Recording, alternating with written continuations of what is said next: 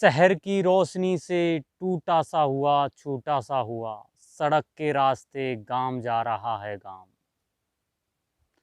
बिना छठ ईद दिवाली ब्याह कारज के बिलखते हुए बच्चों को गांव बुला रहा है गांव। अनसुनी सिसकियों के बोझ तले रोता हुआ, जाने क्यों जागता हूँ और दुनिया सोती है। जिनके दुर्योधन है सत्ता में भारत माता, रेल की पटरियों पे बिखरती हुई खून सनी खून सुनी रोटियों से लिपट कर जार जार होती। वह जिनके महके पसीनों को गिरवी रखकर तुम्हारी सोच की पगडंडियों को राजमार्ग बनाती। लोक सड़कों पे था, लोकशाही बंगले में थे। कभी तो लौट कर वो तुमसे ये हिसाब मांगेंगे, तुमसे जवाब मांगेंगे। रोती हुई माएँ, बिलखते हुए बच्चे, बूढ़े, बड़ी हवेलियों खुशहाल मोहल्ले वालों, तुमसे ये जवाब मांगेंगे, तुमसे ये हिसाब मांगेंगे।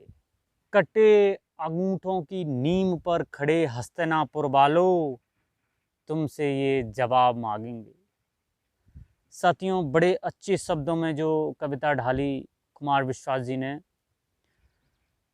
आज एक ऐसा पलायन देख रहे हैं जिस समय हम नहीं थे, लेकिन वो एक ऐसा महसूस होता हुआ है जैसे भारत पाकिस्तान का बंटवारे के समय जो मजदूर, जो एक समुदाय जो एक देश से दूसरे देश पलायन करते हैं और फिर किस तरीक़ा से वो अपनी पीड़ा झेलते हैं, आज वही समय एक भारत में लाके खड़ा कर दिया है।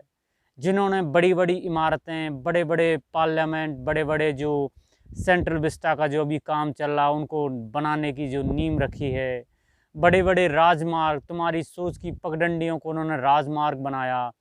आज वो इतने बेबस हो गए हैं कि वो अपने घर जाने के लिए, उनके लिए आप एक 4 पहिए का वाहन भी उपलब्ध नहीं करा पा रहे हैं। उनको अपने घर पे सुनिश्चित नहीं कर पा रहे हैं।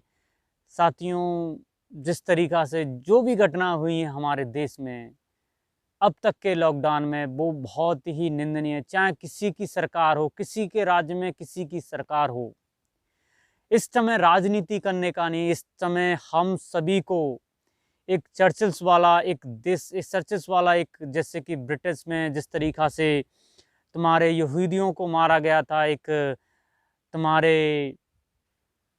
हिटलर ने, और ब्रिटिश की पूरी राजनीतिक पार्टियां एक होकर उसको जिस तरीक़ा से हराया था, आज हमारे पास वो समय है कि सभी राजनीतिक पार्टियां एक साथ होकर उन्हें हम करारा जवाब दे सकते हैं हम इस बीमारी को।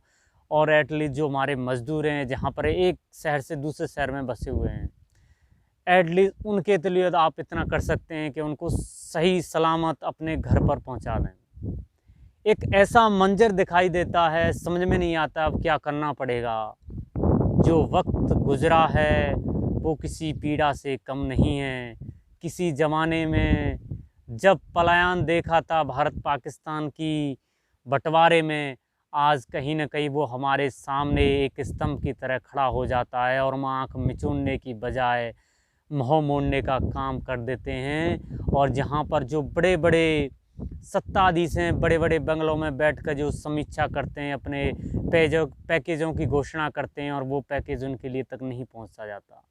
साथियों, सही पैकेज तो वो होता है जिनको आप सीधे से सीधे अपने हाथों से, भाई ये आपकी जो कमाई है, जो आपने हमें ज़िंदगी भर जो दिया है, जो हमारे लिए क्या है, वो आपकी ये ज़िंदगी भर की कमाई है।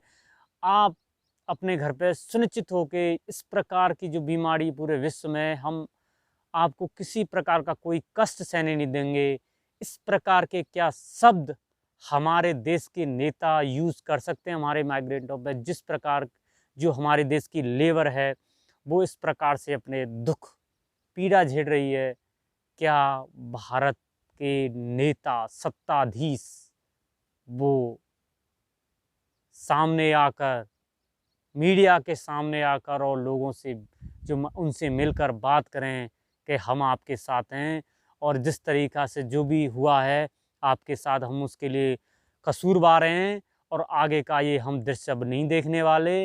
इस प्रकार का बयानबाजी हमारी सरकार कर सकती है?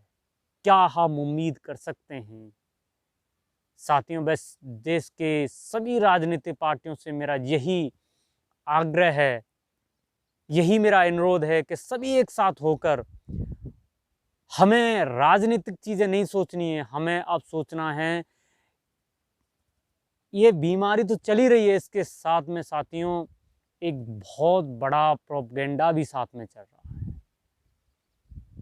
जिस समय हमें बात करनी चाहिए लेबरों के बारे में, आज हमारे देश की सरकार क्या कर रही है? हमारी देश की सरकार है, हमारे देश का मीडिया है, जिस तरीक़ा से जो काम कर रहा है अपने न्यूज़ रूम में बैठकर हिंदू मुसलमान का टॉपिक लेकर पाकिस्तान को घिरने की बात करता है। अरे साथियों, हमें क्या लेना देना पाकिस्तान, अमेरिका, चाइना से? हमें अपने देश की समस्या सुलझानी है, क्या उनके देशों की समस्या को देखना है? हम इसमें खुश नहीं होना चाहिए कि वो देश कितना हमसे नीचे गिर गया, उसमें वहाँ पर कितने गए। हमें ये सोचना है कि ये बीमारी जो हमारे देश में आई है वो किस तरीक़ा से घुटने टेक कर हमारे देश से जाए। मैं आखिर में बस यही कहना चाहता हूँ कि भारत करे कुछ ऐसा कि दुनिया करना चाहे भारत के जैसा। जय हिंद साथियों।